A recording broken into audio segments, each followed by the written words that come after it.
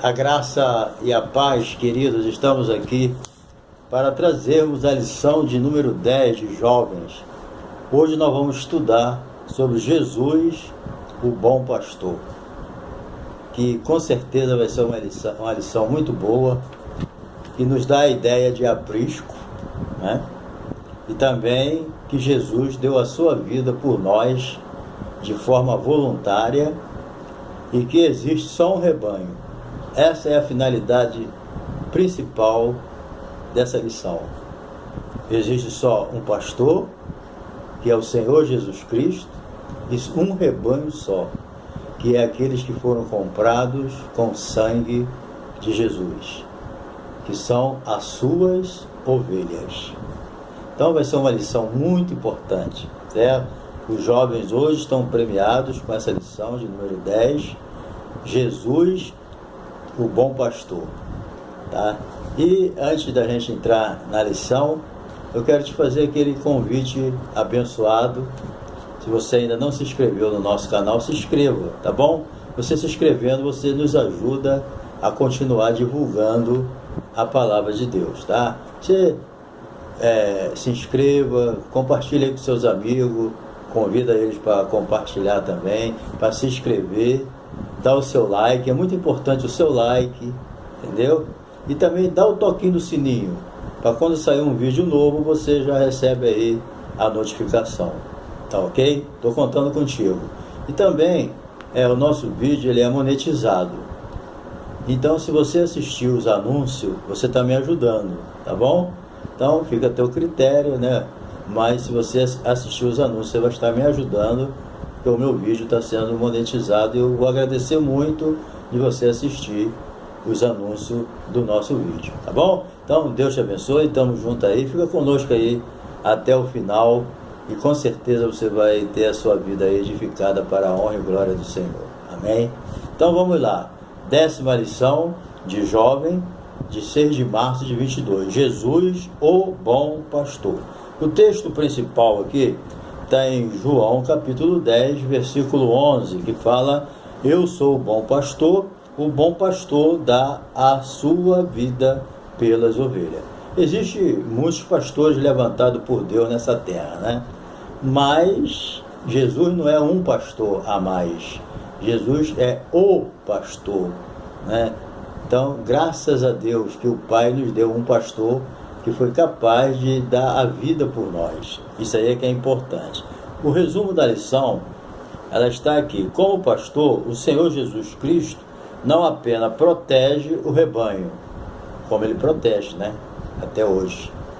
Mas ele também deu a vida, entendeu? Ele deu a sua vida. Ele não teve a sua vida por preciosa, mas ele entregou por nós, para que hoje nós pudéssemos ter um pastor por excelência. É isso que é importante. Nós vamos aqui agora para a introdução, né? Nós vamos estudar o seguinte: nessa lição, nesse sermão messiânico, né, pregado por Jesus, nós vamos ver profundas revelações do plano eterno de Deus, envolvendo a humanidade, não só os judeus, mas gentios e judeus, certo? Então, também nós vamos ver declarações de Jesus a respeito da sua missão redentora, que nós fomos comprados por bom preço, nós fomos comprados pelo sangue de Jesus. Jesus é o nosso Redentor, Ele é o nosso libertador. Então Ele nos salvou, nos libertou para cuidar de nós, entendeu? Nós temos o cuidado de Deus na nossa vida, porque nós fomos comprados com o sangue de Jesus, né? E também o cuidado de Jesus com as ovelhas, ele é retratado nesse texto, onde o pastor não apenas protege, mas dá a sua vida por ele, né? O apóstolo Paulo até escreveu, né? Pode ser que aqui e acolá, dificilmente, né, você pode encontrar alguém que dê a vida por uma pessoa boa, né? Até uma mãe pode dar a vida por um filho, mas você dá a vida pelo um criminoso, pelo mau elemento, por uma pessoa sem amor, sem coração, isso aí eu acho impossível, né? Mas Jesus agiu assim. A Bíblia diz que Jesus morreu pelo nosso pecado, sendo nós ainda pecadores, inimigo dele, mas ele morreu pelo nosso pecado. Então esse é o pastor de verdade, que nos amou independente do que nós éramos, entendeu? Não rejeitou a gente. Isso aí é importante.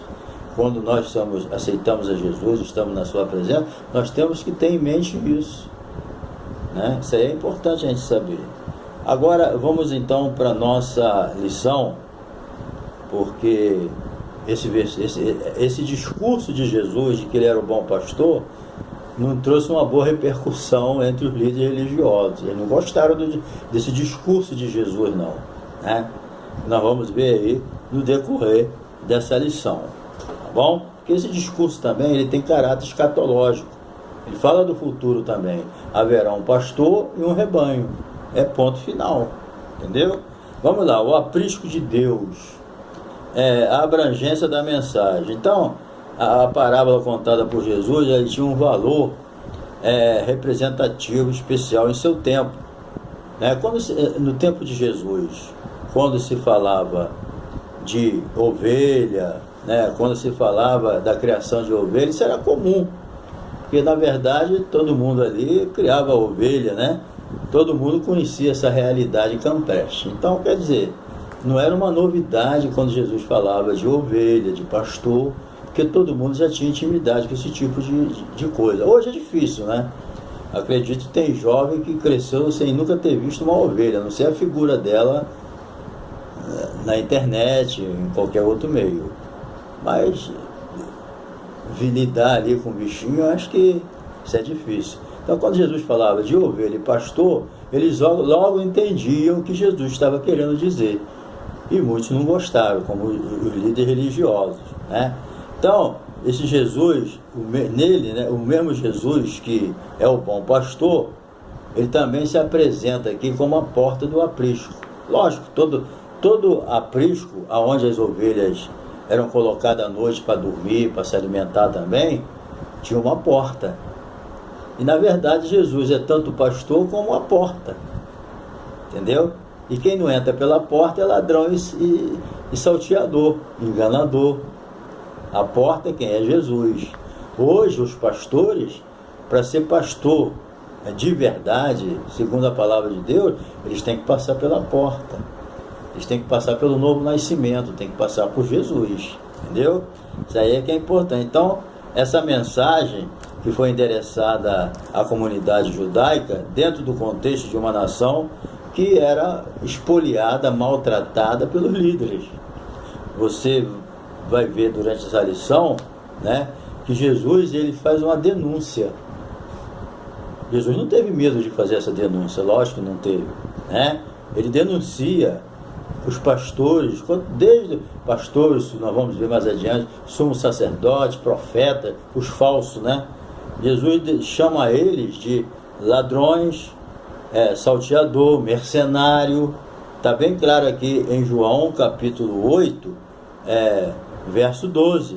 Ele diz aqui, mas o mercenário, que não é pastor, de quem não são as ovelhas, vê vir o lobo, deixa as ovelhas e foge.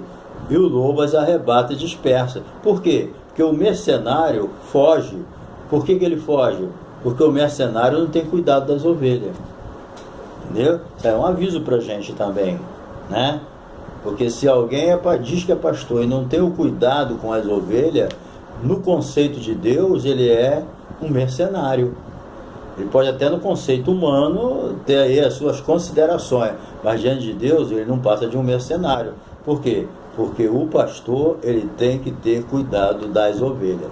Nem a obra de Deus pode ser colocada na frente da ovelha. A ovelha é o principal cuidado do pastor.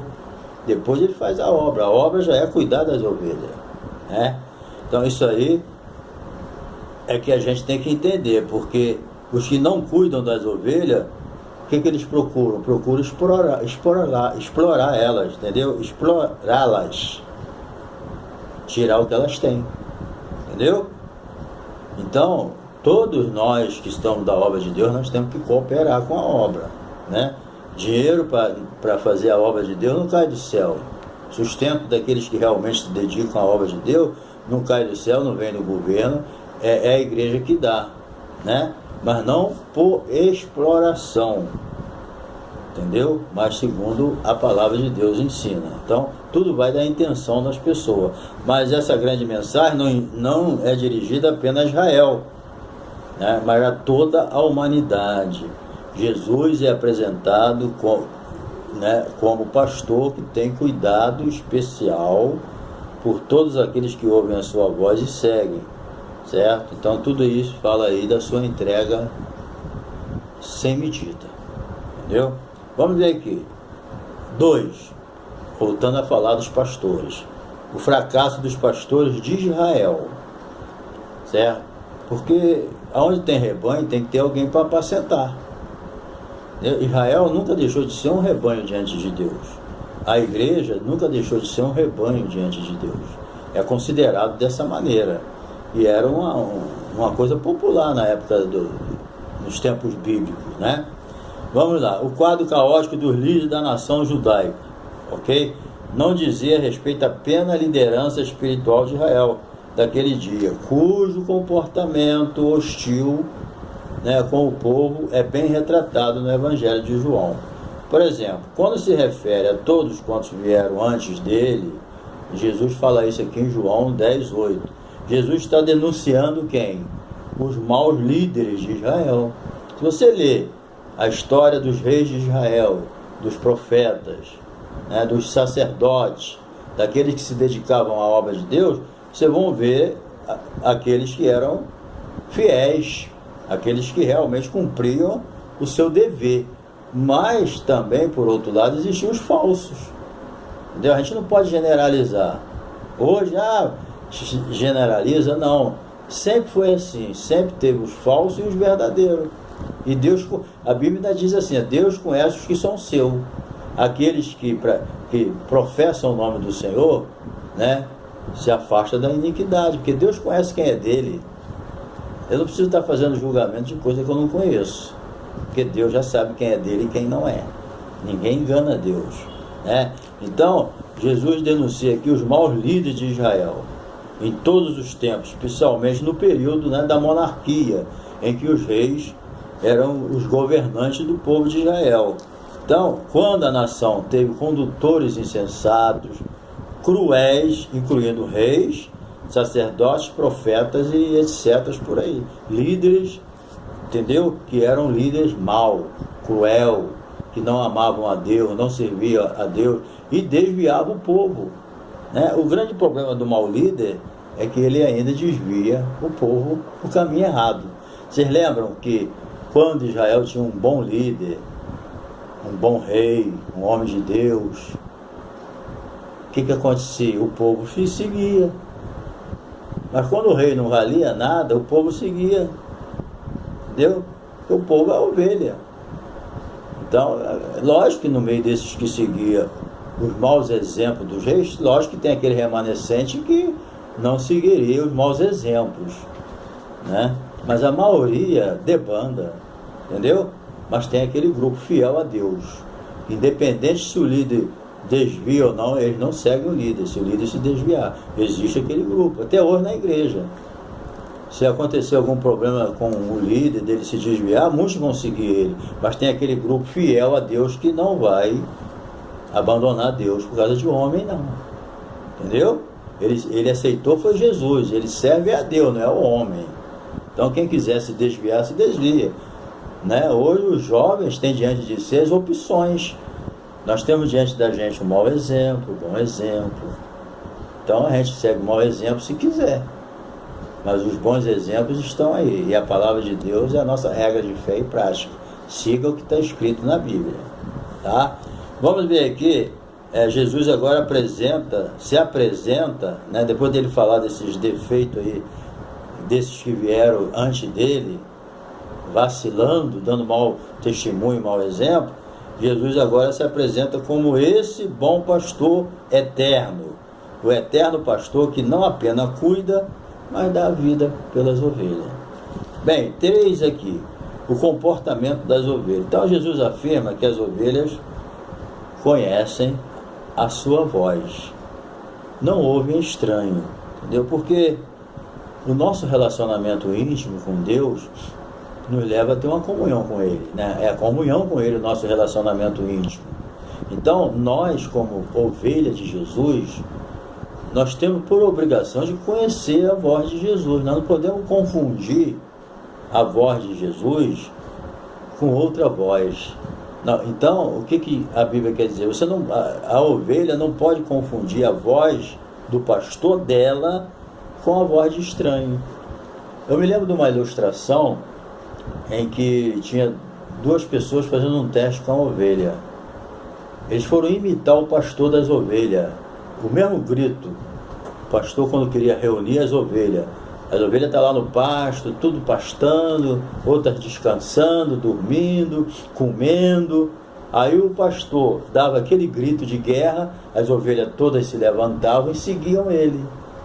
Aí alguém foi fazer o teste, vamos imitar o pastor. Aí imitaram o pastor, deram aquele grito de guerra e as ovelhas nem ligaram. Continuaram pastando, dormindo, comendo e não deram bola para aquele grito de guerra. Por quê? Porque elas conheciam a voz do seu pastor e elas não aceitavam imitação. Então, querido, existem muitas vozes no mundo que parecem a voz do nosso pastor Jesus, mas não é. E você, como ovelha de Jesus, você tem que conhecer a voz do teu pastor e não seguir imitação. Entendeu? Toma cuidado que nesse mundo o diabo é o maior imitador que existe. Então toma cuidado para não seguir um pastor que está dando um grito de guerra aí parecido com o de Jesus, mas não é. Parece, mas não é. Não siga, vigia. Entendeu? Quantas vozes estão aí enganando as pessoas? Tem 3 vozes no mundo aí, a de Deus, a do diabo e do homem. Mas vamos ouvir a voz do nosso pastor, não se deixe enganar. Você é uma ovelha. Você é uma ovelha do teu pastor, que é Jesus, entendeu? Então, as ovelhas têm que conhecer a voz do seu pastor. A ovelha não pode ouvir estranhos, nem segui-lo. Entendeu bem? É 2 coisas importantes. Nós não devemos dar ouvido à voz de estranho e nem seguir eles. A Bíblia diz aqui, com muita tranquilidade, 4 e 5, né? Deu uma mexida aqui no vídeo, mas já arrumamos já. Bem, vamos lá então. Então, o nosso relacionamento com Jesus, certo? É um relacionamento profundo. Não é um relacionamento superficial não, tá? Mantenha com Jesus um relacionamento profundo, não superficial. Que aí você vai ter força para resistir às imitações. Parece que é de Deus, mas não é. Ok? Então, esse tipo de relacionamento, né, que Jesus quer ter com nós, é esse relacionamento baseado na sua entrega total. Jesus não se entregou na cruz pela metade. Entendeu bem? Então, ele se deu por inteiro por nós. Então, ele não quer um relacionamento pela metade. Ele quer você por inteiro. Ele quer que você sirva a ele espírito, alma e corpo. Entendeu? Ele não quer um relacionamento com você superficial, não, porque a entrega dele não foi superficial, não. Foi uma entrega de verdade. Então, temos que vigiar nessa parte. E a gente tem que se submeter integralmente ao pastoreio de Jesus. É isso que ele quer. Você é uma ovelha. E ovelha conhece a voz do seu pastor e não segue estranho. Vamos para a segunda parte aqui. Dou a minha vida. É a abnegação de Cristo. Um dos aspectos mais extraordinários aqui da obra de Cristo é a entrega voluntária. Entendeu? Jesus, ele falou: Pai, me ama, porque eu dou a minha vida pelas ovelhas. Entendeu? Para tornar a tomá-la. Ninguém tira de mim. Só se a pessoa não quer. Deus não vai obrigar você a ser dele, mas se você, enquanto você quiser ser de Jesus, tu vai ser para sempre. Porque Jesus, ele morreu por você. Entendeu? Então, o importante disso aqui é que foi uma entrega voluntária. Entendeu? O Pai não chegou para o Filho e não deu uma ordem. Ó, você vai ter que ir lá morrer por aqueles pecadores. Não. Não houve isso. Jesus, ele se manifestou de uma forma voluntária. Ele não precisou ser forçado. Foi o amor. Deus amou o mundo de tal maneira que deu seu Filho unigênito para que todo aquele que nele crê não pereça, mas tenha vida eterna. Então a morte de Jesus, ela foi uma morte vicária, ou seja, não foi culpa dele, ele morreu pelo nosso pecado, mas foi de forma voluntária. Então, com Deus é assim, até a morte de Jesus foi voluntária, entendeu? A salvação de Jesus, realizada na cruz, foi voluntária. Com Deus não tem nada forçado, sabe por quê? Porque Deus é onipotente. Ele pode forçar o diabo, ele pode forçar o homem, ele pode forçar os anjos, ele pode forçar quem ele quiser, mas não é dessa forma que Deus quer manter um relacionamento conosco. Assim como Jesus voluntariamente se entregou para morrer pelo nosso pecado, ele também quer que nós venhamos a servi-lo voluntariamente, de livre e espontânea vontade. É lógico que há uma ação do Espírito Santo. É o Espírito Santo que vai convencer a minha pessoa a servir a ele ou não. Ele vai me convencer a servir. Agora, eu decido, né? A pregação da palavra, o que a Bíblia diz? A fé vem pelo ouvir, e ouvir o quê? A palavra de Deus. Então, nós somos convencidos pelo Espírito Santo, pela pregação da palavra, a servir a Deus, a ser crente, a ser uma ovelha, entendeu? Mas é voluntário. Deus não quer ninguém obrigado, gente. Não. O maior prazer de Deus é você vir a Ele, trazido pelo Espírito Santo, entendeu? É isso que Deus quer. Então, mesmo esse capítulo 10 aqui de João mostra tudo isso, uma entrega voluntária de Jesus. O Pai ama o Filho porque o Filho dá a vida pelas suas ovelhas, e de forma voluntária. Então, quando voltou a ser até interpelado pelos judeus, porque os judeus não aceitaram essa ideia de Jesus, de um só pastor e um só rebanho, porque para ele rebanho era só os judeus, entendeu? O Messias vinha só para o judeu, entendeu? Isso aí que vai acontecer lá no milênio, eu acredito que vai acontecer isso, né? Quando Deus vai dar a última oportunidade ao judeu. Vai ser um assunto para outro dia. Então, quando Jesus voltou a ser interpretado, ele declarou, né, ser igual ao Pai. Quer dizer, ser igual ao Pai em que sentido? A mesma natureza. A única diferença é que Jesus se humanizou. Ele se esvaziou de quê? Nós vamos ver aqui, ó. Esvaziou-se a si mesmo, entendeu? Então, isso significa o quê? Que Jesus não foi preso antes que chegasse aquele momento. Eles queriam prender Jesus por causa desse discurso. Quando Jesus falou que ele era igual ao Pai, eles se enfureceram, mas não prenderam ele porque não chegou a hora ainda. Jesus tem a natureza divina do Pai, do Espírito Santo, entendeu? Ele e o Pai são divinos, o Espírito Santo também, entendeu? E isso aí as pessoas precisam entender, que Jesus, quando se esvaziou de si mesmo, ele não se esvaziou da sua natureza, ele continuou divino, ele só se esvaziou da sua glória, entendeu?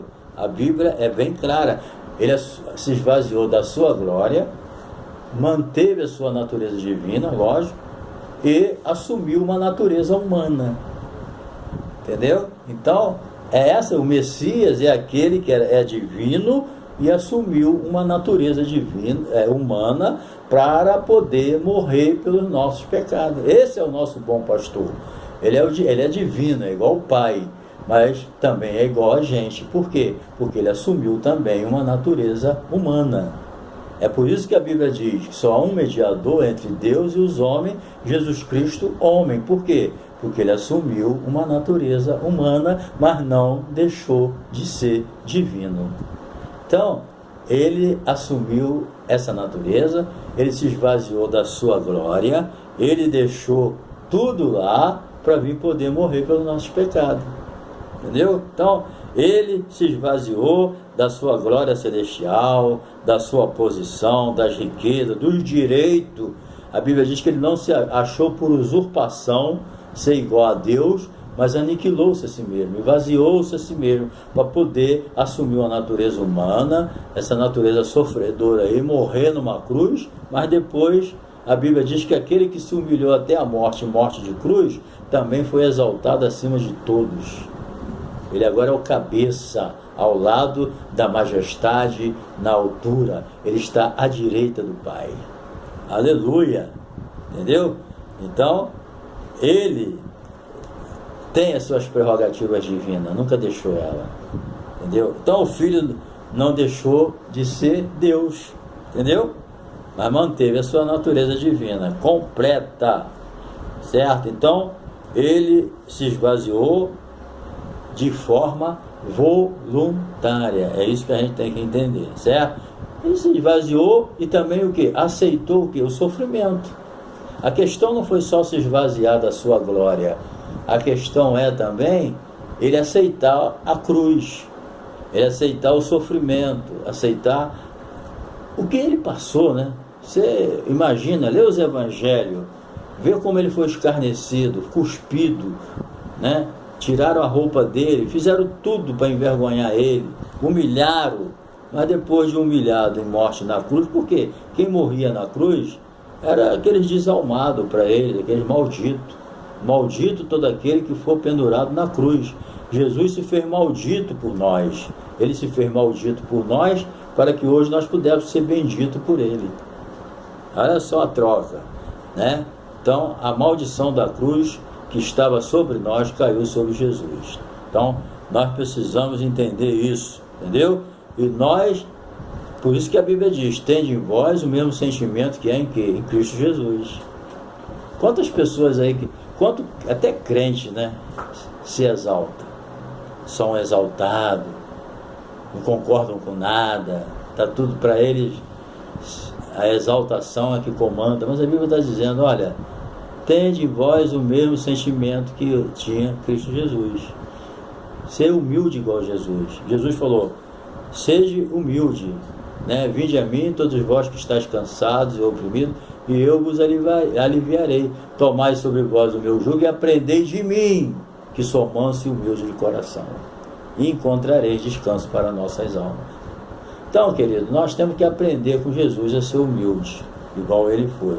Então, hoje Jesus está na glória, entendeu? O diabo quis roubar a glória de Deus. Foi bem diferente de Jesus, né? Ele quis usurpar a glória de Deus. E Cristo foi o contrário. Enquanto o diabo queria tomar a glória de Deus, uma coisa impossível, né? Uma loucura, uma estupidez sem limite, enquanto ele queria tomar a glória de Deus, não vigiou nessa parte, em nada, né? Jesus fez o contrário. Jesus, ao invés de fazer o contrário, Jesus o quê? Ele se esvaziou. É isso. Quer ser exaltado por Deus, quer ser usado por Deus, se esvazia da sua glória e deixa, jovem, a glória de Deus entrar na sua vida. Entendeu? Então, é essa profunda humilhação que capacitou Cristo, né, a ser o que ele é hoje. Está acima de todo principado, potestado, está à direita da majestade na altura. Está lá agora. Agora ele é o cabeça. Acabou. Então, quando ele se submete assim, né, Jesus, ao submeter-se inteiramente ao Pai em completa obediência e sem pecado, ele morreu pelos nossos pecados, não pelo dele, que ele não tinha, né? Jesus, ele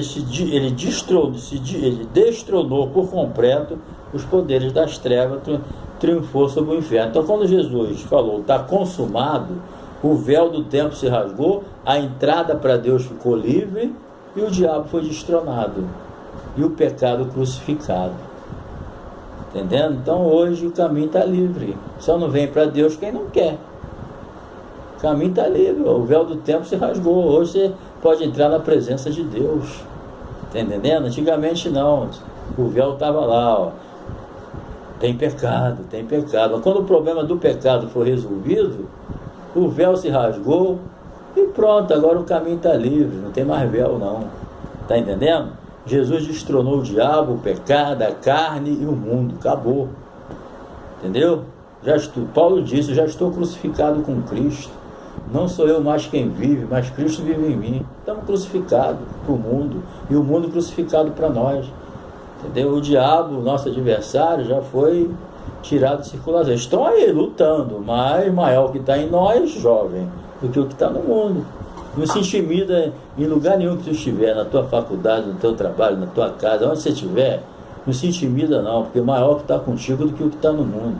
Estuda a Bíblia e deixa Deus te levar. Meu filho, tá bom? Então vamos lá. A última parte aqui, um só rebanho, cumprimento escatológico. Então, querido, vai chegar um dia, né? Hoje estamos aí, o rebanho já é um só, né? E o pastor é um só, entendeu? Isso aí nós sabemos pela palavra de Deus. Agora, é lógico que literalmente, né, nós vamos ver isso aí no milênio sendo cumprido de uma forma completa. Quando o Messias, né, for cumprir o papel dele, quando Jesus vai levar a sua igreja, depois quando ele vier com a sua igreja, que por fim a grande tribulação estabeleceu o milênio, aí nós vamos ver o Messias ali literalmente liderando e trazendo Israel para o seu lugar, né? Isso aí é que é importante, ok? Os judeus e gentios. Quando Jesus disse aos judeus que lhe convinha agregar outras ovelhas, né, que não estavam no aprisco, quando isso ocorresse, haveria uma unidade, né, do rebanho com o seu pastoreio, certo? Não alcançou a compreensão de quem estava ouvindo. Eles não entendiam isso. Quando Jesus falou que haveria um só pastor e um só rebanho, eles não entenderam isso. Mas peraí, vai juntar judeu e gentio? Eles não aceitavam isso. Não houve resposta, né? Então, eles não entendiam, mas hoje nós entendemos.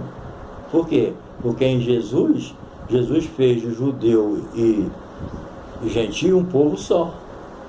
Hoje nós vivemos assim. Hoje não existe judeu, gentio, grego, francês, nada disso. Aceitou Jesus, você pode ser de qualquer nacionalidade da terra. Você aceitou Jesus, você é igreja, acabou. E Jesus não vai vir buscar judeu nem gentio. Jesus vai vir buscar a igreja lavada e remida com seu sangue. O arrebatamento é da igreja. Aceitou Jesus, não importa a sua nacionalidade terrena. Você aceitou Jesus de coração, se converteu, nasceu de novo. Você, sendo uma nova criatura em Cristo Jesus, você agora é um cidadão do céu. Acabou o assunto. O que o apóstolo Paulo escreveu em Filipenses 3, 19 e 20? A nossa pátria está no céu, de onde nós aguardamos o nosso Salvador Jesus Cristo, o qual transformará o nosso corpo abatido para ser conforme o corpo da sua glória. Entendeu? Tranquilo, não tem jeito. Nós somos cidadãos do céu. É isso que a gente tem que entender. Entendeu? Por isso que Deus está preparando um povo ainda para completar aí até o último ser salvo aí, então virá o fim. Está lá em Romanos capítulo 10 e 11. Bem, Pedro, que viveu a experiência da casa de Cornélio, precisou de explicações, né? Porque durante um grande período, mesmo a igreja, né, no livro de Atos dos Apóstolos, os judeus ainda, eles não tinham uma compreensão. A Bíblia não muda, a Bíblia se mantém hoje. Mas a evolução do seu conhecimento, ela vem andando séculos e séculos. Entendeu? Hoje nós temos uma compreensão melhor da palavra do que alguém há 600 anos atrás. Então, às vezes, seguir a Bíblia, a gente segue ela. Eu não vejo outro meio para mim servir a Deus, a não ser pela palavra. Entendeu? Se não tem base bíblica, para mim não serve. Mas hoje eu tenho condições muito melhores de que um teólogo de 600 anos atrás. Muitas vezes as pessoas, em vez de seguir a Bíblia, fica seguindo uma teologia de um teólogo de 1000 anos atrás, 600 anos atrás, que ele vivia em outro contexto, teve uma outra interpretação, porque a questão é a interpretação. Às vezes a pessoa, né, a interpretação dele não é completa, não é segura, então a gente tem que seguir o que está escrito na Bíblia. Essa aqui não muda. Agora, a minha interpretação pode ter erro, entendeu? Então eu não posso seguir uma interpretação de um teólogo do passado de forma cega. Não, tem que ter respaldo bíblico. Então, Paulo enfrentaria muita oposição dos judeus por toda parte. Então, devido a essa incompreensão de que os gentios também faziam parte da igreja de Cristo, é que trouxe muito problema para o apóstolo Paulo. Vou falar do apóstolo Paulo, né? Tudo que ele sofreu, aquelas perseguições, tudo, porque ele era considerado um traidor, um renegado, que estava traindo o judeu, entendeu? Mas Jesus, quando salvou ele, falou: eu vou te enviar aos gentios de longe. Então ele estava pregando que ele recebeu de Jesus: eu vou te enviar aos gentios de longe. Pronto, e enviou mesmo. Vamos lá, a parte final. Cumprimento do futuro, né? Há judeus cristãos, mas ainda nem todo judeu ainda aceitou Jesus, né? Nacionalmente eles não aceitaram Jesus, mas individualmente aqui e acolá tem muitos judeus aceitando Jesus. Existem muitos judeus que são cristãos, existem judeus que são até teólogos cristãos. Eu conheço um que é um dos melhores, Meyer Pirman, né? Mas era um judeu. Quer dizer, mas nacionalmente, ninguém, a nação judaica, acredita que só quando Jesus vier para pôr fim à grande tribulação, quando ele vier com a igreja, para pôr fim à grande tribulação e dar início, realizar o julgamento das nações e dar início ao milênio, é que aí Israel vai entender que Jesus é o Messias. Entendeu? Então, que Deus abençoe e que você possa guardar essa lição no teu coração. Eu creio que essa lição foi uma bênção para você, tá bom? E não se esqueça aí de dar um toquinho no sininho para receber novos vídeos, se inscrever, me ajudando, e faz um esforcinho aí para ver os meus anúncios aí no nosso vídeo, para nos ajudar aí na monetização, tá bom? Um abração, Deus te abençoe, Jesus te ama e eu também.